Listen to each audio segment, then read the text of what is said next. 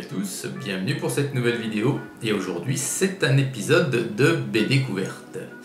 Allez, on va reparler BD aujourd'hui et je vais vous parler de nouveau de la série Nain aux éditions Soleil et plus précisément du tome 6 qui s'intitule Jorun de la Forge.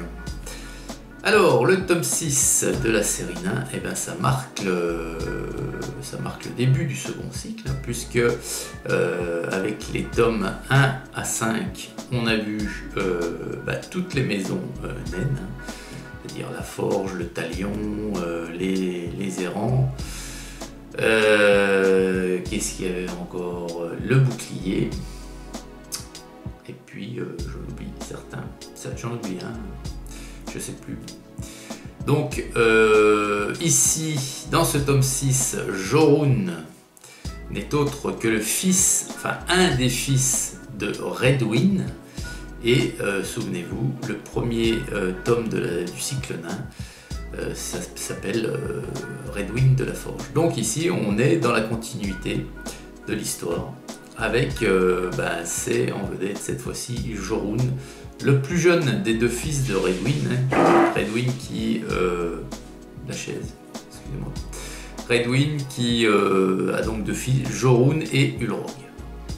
Alors, l'histoire, enfin le résumé de l'histoire, hein, parce que je ne vais pas vous spoiler la BD.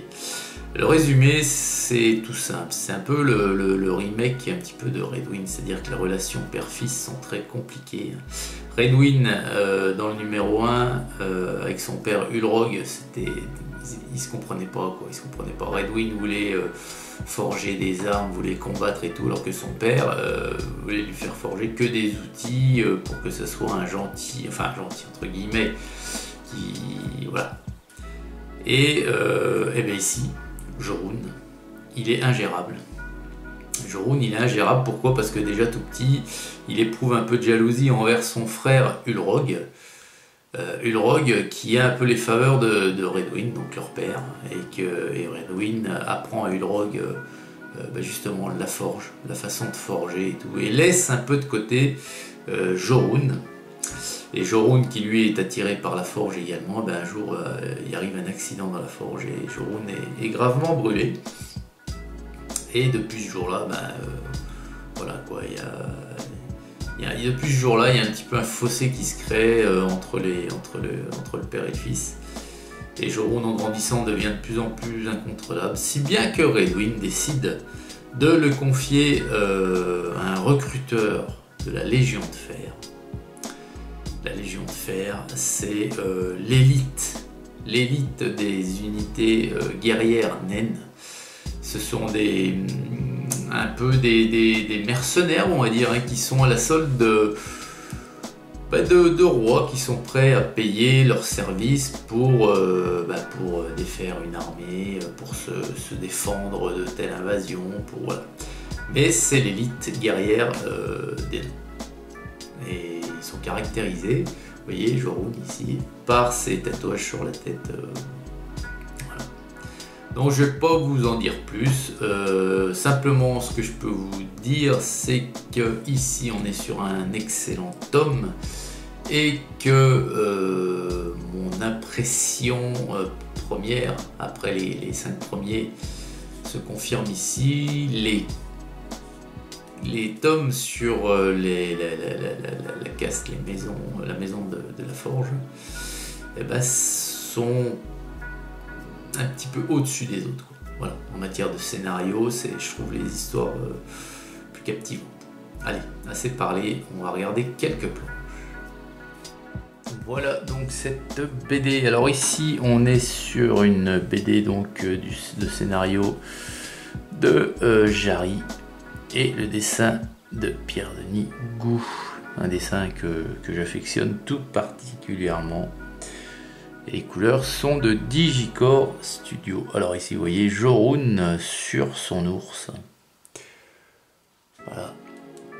Alors, première double page avec les cartes, la carte des terres d'Aran. Alors ici vous voyez, ce sont les lieux où se passe l'action de ce bouquin. Donc on est dans la partie qui s'appelle l'Orient. Donc on a le camp d'hiver de la Légion de Fer, la forteresse de Dren, Boron et Morgardra.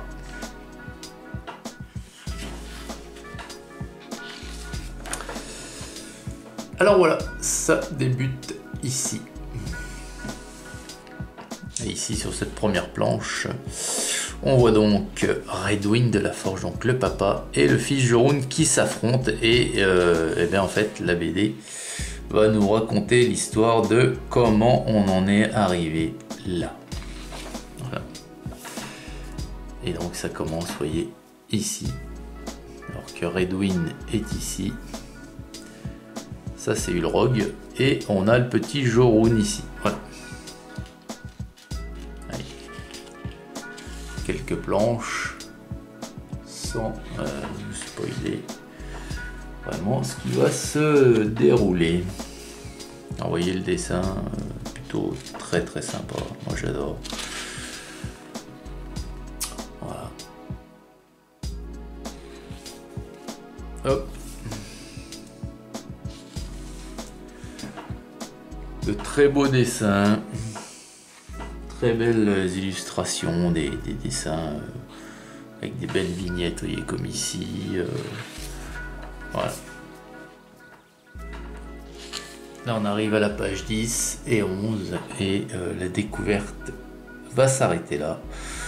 Alors volontairement je ne commande pas trop les images parce que j'ai pas envie de vous gâcher le plaisir. Si vous souhaitez acquérir ce tome, simplement vous lire le synopsis, le résumé. Jorun de la Forge. Jorun est dévoré par la colère. Si Ulrog, son frère aîné, a hérité du don de Redwyn pour la Forge, lui n'a hérité que de sa rage. Incapable de contrôler ce fils de plus en plus rebelle, l'ancien seigneur des runes le confie à un recruteur de la Légion de Fer, une compagnie de mercenaires regroupant les courtards qui fuient le poids de la tradition naine, le déshonneur ou la justice. Voilà les amis. Alors, en bas, ici, vous voyez que on nous dit 5 peuples, un univers, mais voilà, tome 6, et on vous montre les suivants, hein, tome 7, tome 8, tome 9, tome 10, voilà. Et bien voilà les amis, j'espère que cette petite vidéo BD découverte vous aura plu. Sachez que ce tome 6 du cycle Nain des éditions Soleil, Jorun de la Forge, est un des meilleurs que j'ai lu jusqu'à présent avec Redwyn de la Forge. Donc 1 et 6 sont pour moi pour le moment au-dessus du lot de ce que j'ai pu lire. Voilà, bah écoutez, je vous souhaite une excellente journée à toutes et à tous et je vous dis à très vite pour une prochaine vidéo. Hugues.